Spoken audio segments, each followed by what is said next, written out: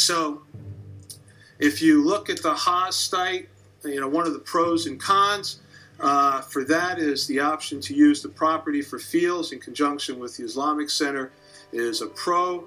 Problem is Natural Lands has indicated unwillingness to sell the portion of the property. Mr. Roos has an addition to that.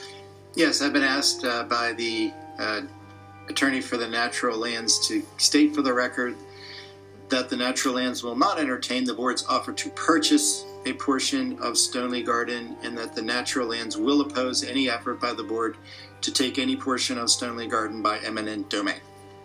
The answer to the question is Pennsylvania condemnation law does not permit a school district or any other government to condemn an institution of learning that's owned by the institution.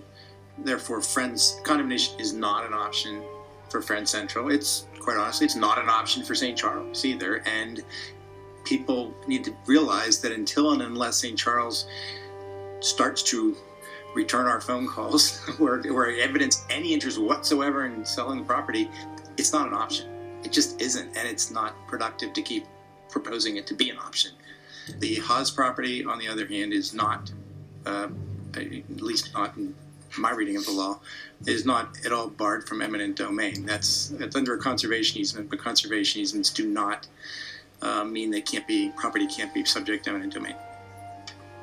So I'm not aware of any time that the district has ever exercised condemnation over property.